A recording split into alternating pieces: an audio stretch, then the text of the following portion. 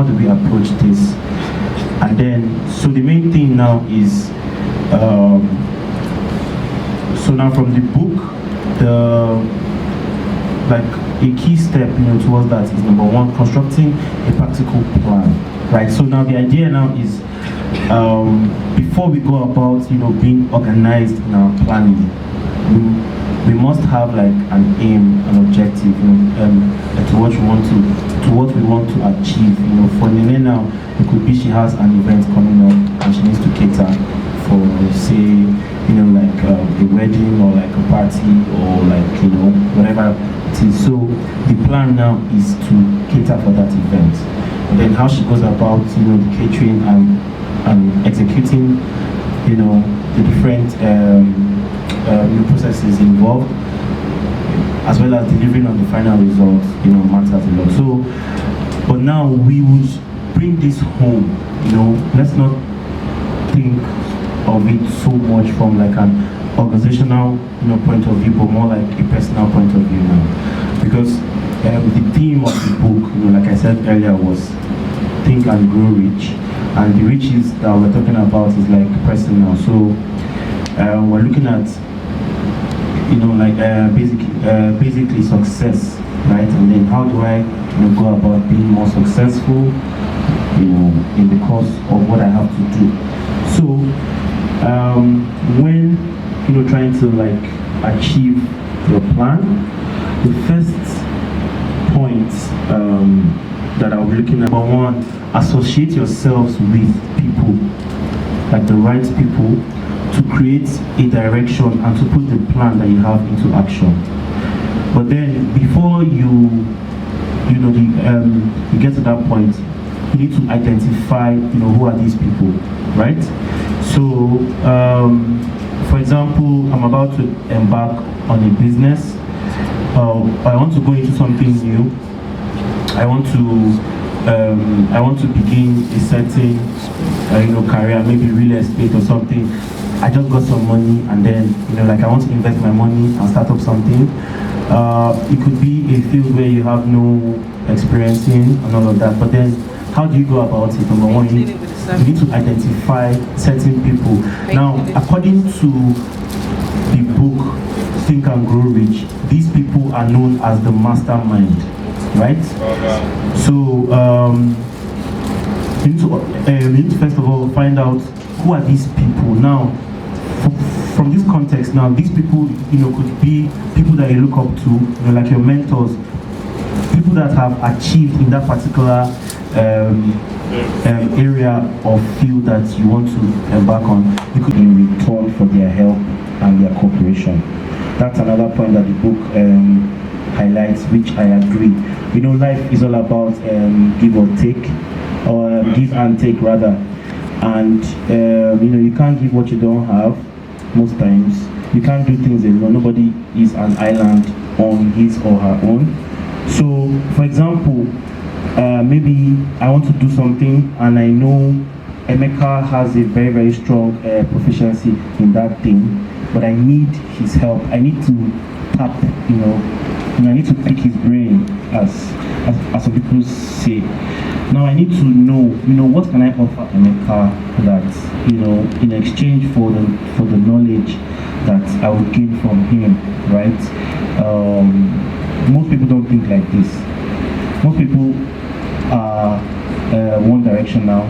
Most people either they go into ventures with, without, maybe like overly expectant from the person, and then when the person does not, bend or yield to their way, they get angry and then they start to say things about the person. I bet this guy is a scam, he or she no try, she's wicked. Can you imagine what she even feeling like she's proud and everything? But that's not the way life works. There's always an exchange happening at every point, right? You go to school to learn. What you're offering is your money, your time, right? You need to study, and then in the end, you get the knowledge, from your lecturers, your teachers, as well as business ventures. I want to go into a partnership with Nene, Now she has the the clientele, she has the experience. So I know that I'll be minimizing in some things if I leverage on her. But then I need to also think of what am I bringing to the partnership that she would need. It could be contacts. I could know a certain kind of client that she has not broken into yet. Maybe I work at the National Assembly and she wants to take her business to the next level, right? I might not know how to cook, like her, but I know that if we work together, and then she knows that if I can connect her, to my people, of course, she will go even bigger. So, life is always about exchange. So, before you form alliances and relationships with these people that the book identifies as the mastermind, you need to think, what can you offer in return for their help or their and their cooperation. And then thirdly, as we build up, towards being, towards having or approaching things with an organizational plan, we need to meet with these people often. Now, once you practical plan, and then how we hope to achieve it. Number one, identify the people who are referred to as masterminds. These are people that you have identified certain features about them that you need to leverage on. It could be their knowledge, experience, wealth, connections, and all of that. You have a plan, you have a dream, you want to achieve your dream, but you know that you can't do this alone. You need the help of other people. Identify them, form alliances with them, relationships with them, get close to them, get to know them. Meet with them often, as much as you can, and as much as they are available, to you. Always maintain harmony with them. Overlook some things, sometimes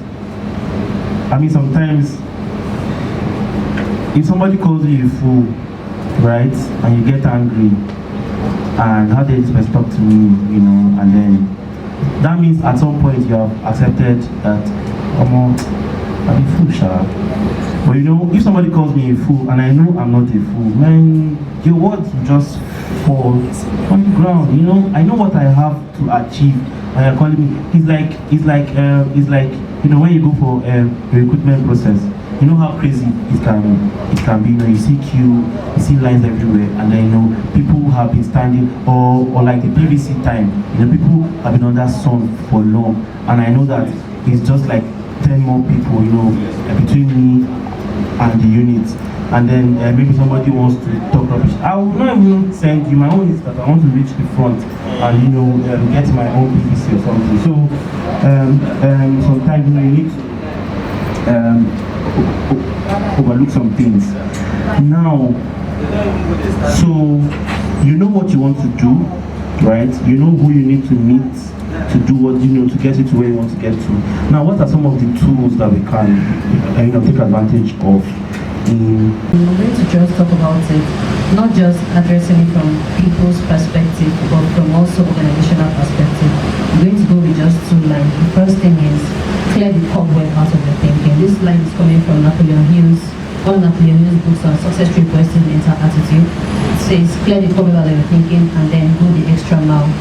These two catchphrases, go the extra mile, clear the cobweb out of your thinking, comes in when you're dealing with both people, businesses, and organizational planning generally. If you have somebody, this person, you want to meet this person, and whatever you've known about the person in the first place, just clear it. And then, before you now approach the person, go the extra mile, meet the person before you meet the person. For example, there was some time I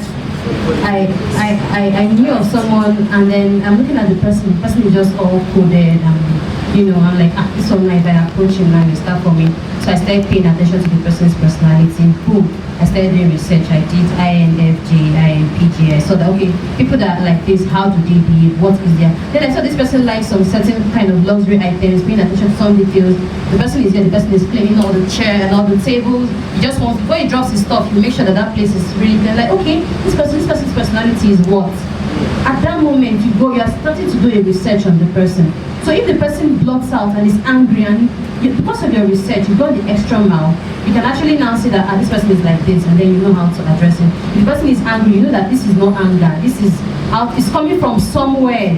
And then you, because you have that knowledge, you know what next to do, or you would have researched and seen what next to do. So I think clearing the cover of your thinking makes you do that with people, and it can also make you do that with your organizational strategy, planning. I'm working with a dean that after he has finished writing all highlights for a program, he will now carry it and throw it. Squeeze it intentionally and throw it away. And then now think afresh from a different perspective and say, okay, I've made my organizational plan. This is plan A, plan B. Plan A feels was plan B. And plan B feels was plan C. You can make up to 5 different plans. So he has cleared the cobweb from the thinking, all of the things he have actually thought of before, and now is now going the extra mile to identify different means on how to achieve these things. So I think from this point of view, dealing with people and organization, in fact, I see a business as a person. Because if you're looking at the business as a business, like maybe as my passion, sometimes we fail, sometimes we succeed. You see it as a person. You normally used to like bread and tea, but business doesn't like bread and tea. Business, you can go to do a business and somebody's telling you, sorry, please, if you're not dressed well, just stand outside. And then at one point you're like, should I put my ego in front? I mean, I should put my business in front. So you're now looking, you just clear all of your passion and everything and think of the business as a different individual that you have to deal with. So you're now dealing with different individuals and all of the research about that individual. So these 2 things I feel can make us synergize people. In fact, when you're even researching, you learn that this person is not humble, so you now bring the other side of the humility. You will not even be angry anymore if somebody is bullshitting you. Because you know about the person, you've met the person before, you've seen this person's traits. You will not be angry when business goes down because you've already met the downside of the business. You've gone the extra mile to research the downside of the business, not just the successes. So I feel this. Awesome. Is any other person? I think to respond to what the question was, what's the difference between? It's a thin line. Yes, a thin line between. Okay. How far should we go in order to, to be humble, but that we then now take? I think to start with, humility comes from a place of knowing yourself. You know yourself. You have your basics, your values. You are confident in yourself because once you lose that confidence in yourself, you find the consistent need to get some form of validation from someone else. So that's when you find people who shouldn't be doing what they are doing are basically like, how will I put it, being footmarks to certain people who ordinarily they wouldn't be. So you don't know who you are, someone else tells you are not. If you have set standards for yourself, not highfalutin standards, but basic moral standards, you have a sense of self and confidence, and then when you deal with each and every person, like she said, clear the cobweb, like approach every person with a clear mind, because sometimes when we have preconceived notions, it sort of affects our dealings. It's almost impossible not to have, but one can make an effort, to try to not to have, or divorce yourself of some kind of preconceived notions. Approach each and every one on a clean slate. That way, you'll be, and more importantly, be objective in your dealings. If you're objective, you can be charitable. You can be humble in your dealings with someone else, and also know when not to cross the standards that you've set for yourself. Now, someone who is arrogant just sees himself as he has this high-falutin opinion of himself. It's not. It goes beyond confidence now. He's deaf to humanity. He doesn't see anything else than what he has set for himself, and he places himself high above every other thing. And such a person is different to deal with that person because his how would I put it? I said before that when you're dealing with someone, have a clean slate. He is the slate. So he measures every other person in the room against himself or his standards, and it makes it very difficult to approach such a person. So that's arrogance. The other one is humility. Thank you very much. I agree. I think at this point,